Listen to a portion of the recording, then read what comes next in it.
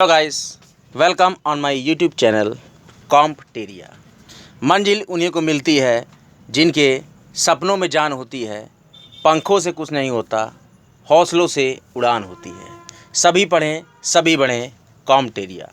In the previous lecture of child development and pedagogy and educational psychology we discuss about definition of memory in the words of Woodworth, Ross, Spearman, Classmeyer, Stout, Rayburn, and we will discuss about the four factors, that is learning, retention, recall and recognition. Now we start the lecture. The types of the memories: अल्प स्मृति और दीर्घ स्मृति, short memory and long memory. बहुत ही important topic है। C TET, UP aided junior selection exam और UP TET में रीट के एग्ज़ाम में काफ़ी ही क्वेश्चंस यहाँ से पूछे जाते हैं। Types of memory. Now the short memory and long memory. आधुनिक सूचना प्रक्रिया सिद्धांत मानव को एक कंप्यूटर की तरह मानती है और स्मृति की व्याख्या पर कंप्यूटर के कार्य के रूप में करने की कोशिश करते हैं। इनके तीन महत्वपूर्ण कार्य होते हैं, जैसे अदा, प्रदा और प्रक्रिया। स्मृति की व्याख्या अदा, प्रदा और प्रक्रिया या अदा का प्रदा में परिवर्तन के रूप में भी की जा सकती है। आधुनिक मनोवैज्ञानिकों के अनुसार स्मृति के तीन स्तर होते हैं, जिसमें क्रमशः प्रथम स्तर ज्ञानेंद्रीय स्मृति, द्वितीय स्तर अल्पावधि स्मृति और तृतीय स्तर दीर्घावधि स्मृति होती है। प्रथम स्तर की बात करें तो ज्ञानेंद्रियों से सूचना दृश्य और ध्वनि और 1 सेकंड के अंश के लिए ज्ञानेंद्रीय स्मृति में ये रुकती हैं।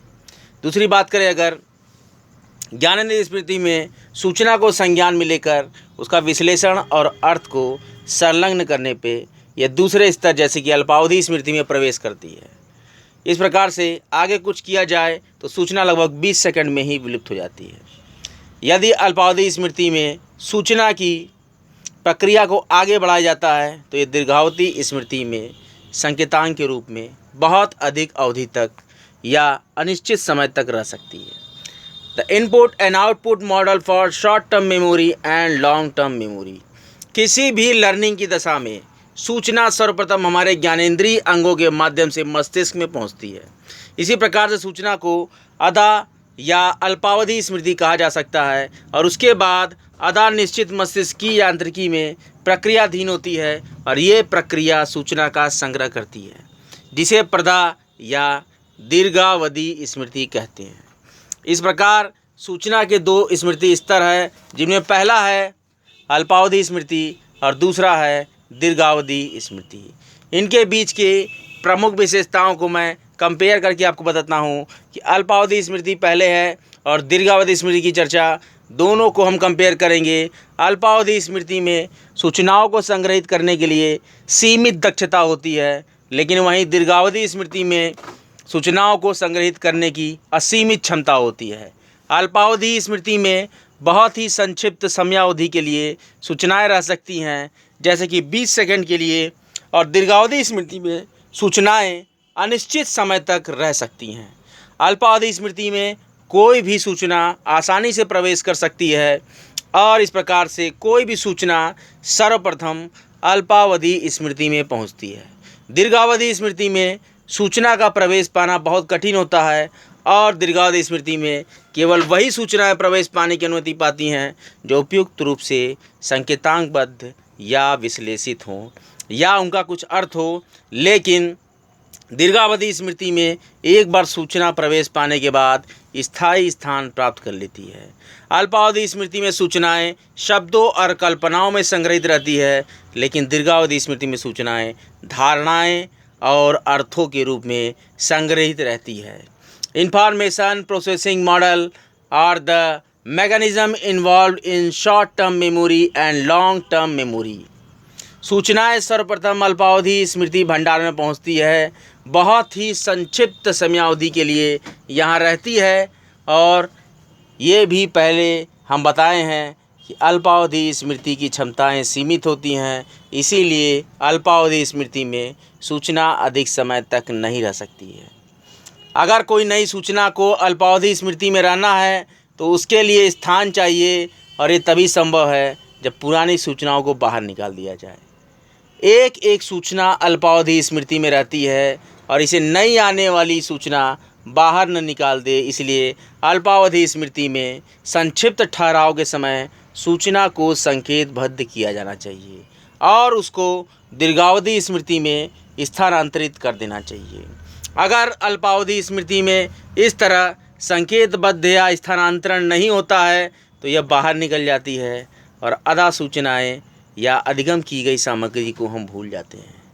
इस प्रकार से अल्पावधि स्मृति में भूलने की क्रिया दो कारणों से, पहला कारण नई सूचना को पुरानी द्वारा बाधित करने से और दूसरा कारण है संकेतांक या अल्पावधि स्मृति में आधा सूचनाओं के स्थानांतरण की अनुपस्थिति से होता है।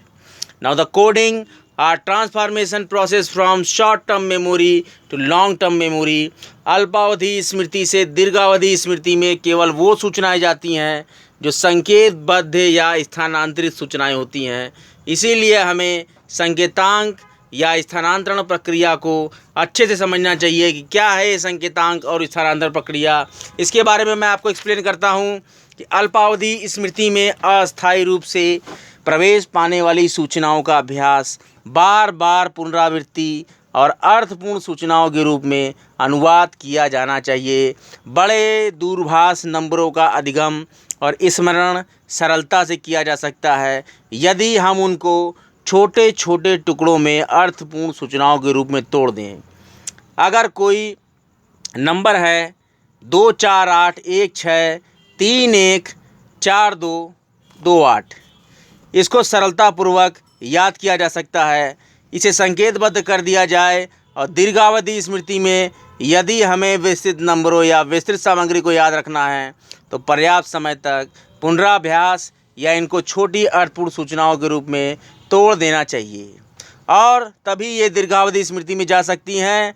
और ये संकेतांक या स्थानांतरण प्रक्रिया अधिगम सामग्री के कई बार पुनः अभ्यास और विस्तृत सूचनाओं को छोटी अर्थपूर्ण सूचनाओं में तोड़ने पर निर्भर करता है।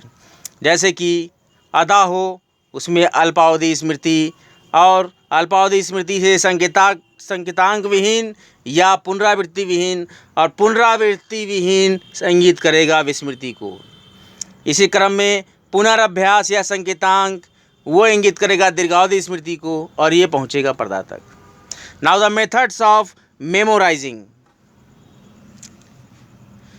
सही तरीका अधिगम को सदैव प्रभावी बनाता है और प्रभावकारी अधिगम प्रत्युत्तर सामग्री की उत्तम स्मृति को बढ़ाती है। उपवर्ग में स्मृति की कुछ प्रभावकारी विधियां हैं जो कि मैं आपसे चर्चा करूंगा कि होल वर्सेस पार्ट मेथड। कई बार हम परिचर्चा में भाग लेते हैं तो उस दशा में हम देखते हैं कि कविता को या तो अलग अलग पदों में याद किया जाता है और उसे प्रारंभ से लेकर अंत तक पूर्ण रूप से स्मरण कर लिया जाता है। लेकिन वास्तविकता ये है कि एक सामग्री की मात्रा, सामग्री का प्रकार, छात्र की मानसिक आयु और संबंधित तत्वों पर निर्भर करता है और उपागम या विधियों के लाभ और हानियाँ दोनों ही हमें प्राप्त होती हैं। इसलिए संपूर्ण पद्धति तेज और अधिक परिपक्व छात्रों के संबंध में संभवतः अधिक प्रभावकारी होती है जब हम अधिगम सामग्री अधिक विस्मृत न हो और स्वाभाविक लयबद्ध हों और तार्किक रूप से श्रेणीबद्ध हों। युवा, धीमे और औसत छात्र जो अव्यवस्थित सामग्री का अधिगम करते हैं उनके लिए आंशिक विधि अधिक लाभकारी होती है। छात्र को अभिप्रेरित करने में ये लाभकारी होती है और आंशिक विधि का प्रयोग करते हैं तो छात्र की प्रकृति का अनुभव कुछ मध्यांतर के पश्चात होने लगता है और जैसे ही वह विषय पर दक्षता अर्जित कर लेता है तो ये सफलता का अनुभव भी कर सकता है। Now the next method, mediating method, मध्यांतर विधि। जब अधिगम सामग्री विस्तृत और कठिन हो जाती है तो संपूर्ण विधि लाभकारी और व्यर्थ साबित हो जाती है। सामग्री को कुछ जैसे कि संबंधित अस्पष्ट अर्थ और असामान्य वाक्य कठिन हो तो संपूर्ण कविता के कठिन भागों को स्मृति में रखने के लिए हम पुनरावृत्ति करते हैं। इस कठिनाई के स्तर पर काबू पाने के लिए संपूर्ण पद्धति में परिवर्तन कर देते हैं और इस परिवर्तन के बाद कठिन शब्दों या वाक्यों पर शुरुआत में ही हम दक्षता प्राप्त कर लेते हैं और इसके बाद संपूर्ण विधि को प्रयुक्त करते हैं। ये विधि विस्तृत शब्दावली सामग्री के साथ साथ अधिक तार्किक सामग्री के लिए प्रयुक्त की जाती है। इसकी प्रक्रिया प्रारंभ में समग्र से आंशिक की और क्रियान्वित होती है, लेकिन अधिक कठिन और अपरिचित भागों के गहन अध्ययन के लिए उन्हें चिन्हित करने की अनुमति देती है। संपूर्ण विधि है और छात्र संपूर्ण के साथ अंशों के संबंध की ना तो उपेक्षा करते हैं और ना ही संपूर्ण के स्थान पर अंशों पर एकाग्रचित होते हैं। अगली जो विधि है वो है स्पेस्ड वर्सेस अनस्पेस्ड मेथड, अंतर बनाम अंतर्विहीन विधि।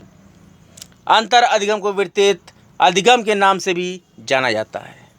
अंतर अधिगम को वितरित अधिगम के भी नाम से जाना जाता है और अंतर अधिगम में एक विस्तृत कार्यभार को मध्यांतर या विराम के साथ पूर्ण किया जाता है। ये प्रयास विराम प्रयास पर आधारित होता है, जैसे try rest try, depend on try rest try. अगर हमें किसी अधिगम कार्य पर एक दिन के 8 घंटे काम करना है तो इसे 4 दिवसों में प्रतिदिन 2-2 घंटे के हिसाब से हम इसको डिवाइड कर देंगे और अंतर्विहीन और समग्र अधिगम में एक पाठ को बिना किसी मध्यांतर या विराम के सीख सकते हैं। इस विधि में छात्र किसी अधिगम कार्य पर निरंतर कार्य करता रहता है और अधिगम सत्र का विस्तार अंतर विषय वस्तु की प्रकृति और छात्र की परिपक्वता पर भी निर्भर करता है। छोटे बालकों के लिए अल्पावधि अध्ययन कालांश अधिक प्रभावकारी होते हैं और हम देखते हैं कि जब अभिरुचि करता है यह एक जटिल धारणा है और इस धारणा के एक सामान्य अर्थ का आशय हमारे द्वारा अर्जित वस्तुओं के सामान्य और विशेष ज्ञान को पुनः प्रस्तुत करने से है, लेकिन अन्य स्मृति और याद करने को एक प्रक्रिया मानते हैं। कंप्यूटर और मानव स्मृति दोनों ही सूचनाओं की प्रक्रिया के रूप में देखी जा सकती हैं और हमारे सूचना प्रक्रिया में 3 चरण होते हैं। सबसे पहले संकेतबद्ध किसी रूप में दर्ज किया जाना चाहिए, इसकी प्रणाली में प्रवेश के योग्य बनाती है। कंप्यूटर में प्रवेशित सामग्री विद्युतीय संकेतकों में परिवर्तित हो जाती है, जिसको कंप्यूटर की स्मृति ग्रहण कर लेती है।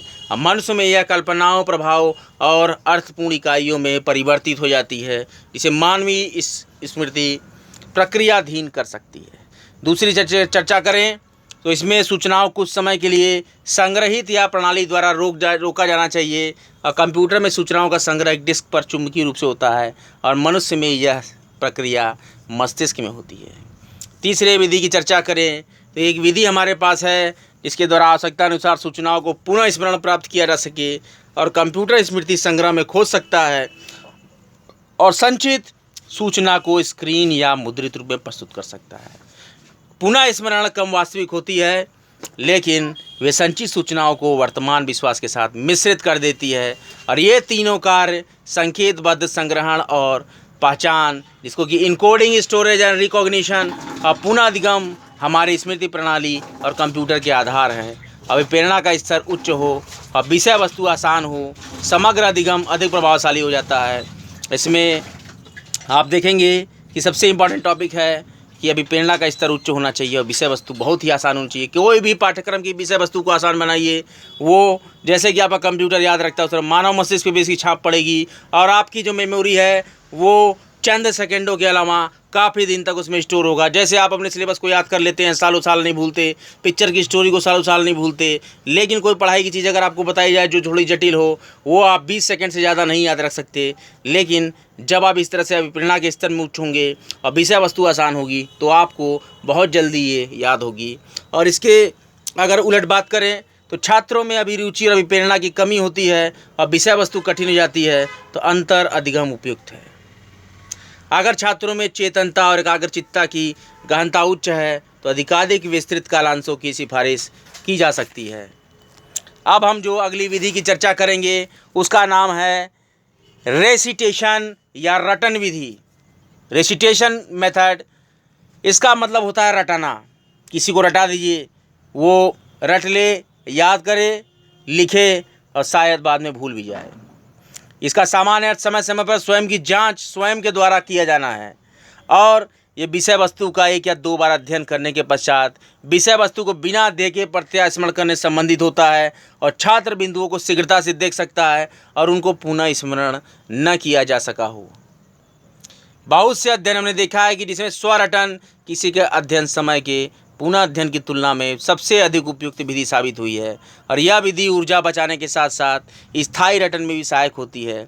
यह विधि छात्रों को अपनी गलतियों को पहचानने और सही करने और उसे कार्य के तात्कालिक लक्ष्य निर्धारित करने और उसे प्रगति की सूचना प्रदान करने में सहायक होती है। रटन विधि छात्र का ध्यान उन भागों की ओर आकर्षित करने में सहायक होता है जिनके लिए विशेष प्रयास की आवश्यकताएं होती हैं। इस प्रकार से आज का लेक्चर में हमने रटन विधि, अंतर बनाम अंतर्विहीन विधि, मध्यांतर विधि, समग्र बनाम आंशिक विधि और स्मृतियों की विधियों के अंतर्गत ये बहुत ही महत्वपूर्ण चीज़ों की चर्चा की। इसमें हमने संकेतांक और अल्पावधि स्मृति से दीर्घावधि स्मृति में स्थानांतरण की प्रक्रिया और सूचना प्रक्रिया प्रारूप या अल्पावधि स्मृति और दीर्घावधि स्मृति में सम्मिलित यांत्रिकी के बारे में और अल्पावधि और दीर्घावधि स्मृति में अंतर विशेषताओं के आधार पर हमने लिया और उसके बाद हमने इसमें अध्ययन किया था कि अल्प स्मृति और दीर्घ स्मृति, short memory and long memory. इस प्रकार से आज के लेक्चर में हमने काफ़ी कुछ डिस्कस किया है। अगले लेक्चर में हम इसके आगे क्रमशः पांचवी जो विधि होगी, पांचवी जो प्रणाली होगी मेमोरी सिस्टम, उसके बाद छठा होगा लॉज ऑफ एसोसिएशन, उसके बाद सामीप्य का सिद्धांत, law of similarity, law of contrast और इसके बाद हम फॉरगेटिंग के बारे में चर्चा करेंगे। तो आज हम रटन विधि पर ही अपने लेक्चर को विराम देते हैं। रेसिटेशन मेथड तक हमने आज पढ़ा है। कॉम्प्ट एरिया का उद्देश्य है सभी पढ़ें, सभी बढ़ें। कोई भी लक्ष्य मनुष्य के साहस से बड़ा नहीं, हारा वही जो जम कर लड़ा नहीं। सभी पढ़ें, सभी बढ़ें।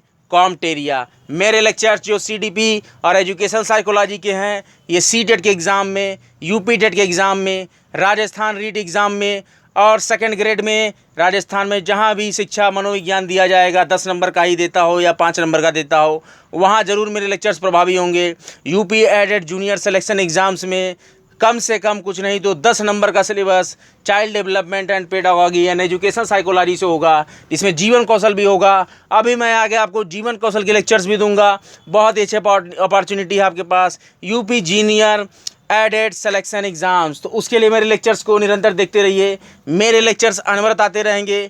कॉम्प्ट एरिया का सिर्फ एक उद्देश्य है सभी पढ़ें, सभी बढ़ें। मेरे चैनल को अगर आपको अच्छा लगे तो मेरे वीडियो में कमेंट बॉक्स में कमेंट जरूर करें कि आज का ये लेक्चर आपको कैसा लगा। मेरा पूरा प्रयास है कि child development and psychology and child development and pedagogy and educational psychology के पूरे सिलेबस को मैं आपके एग्ज़ाम से पहले ख़त्म करा दूं। तो keep watch my channel and if you want then like, subscribe and press the bell button. कॉम्प्ट एरिया, सभी पढ़ें, सभी बढ़ें। Thank you.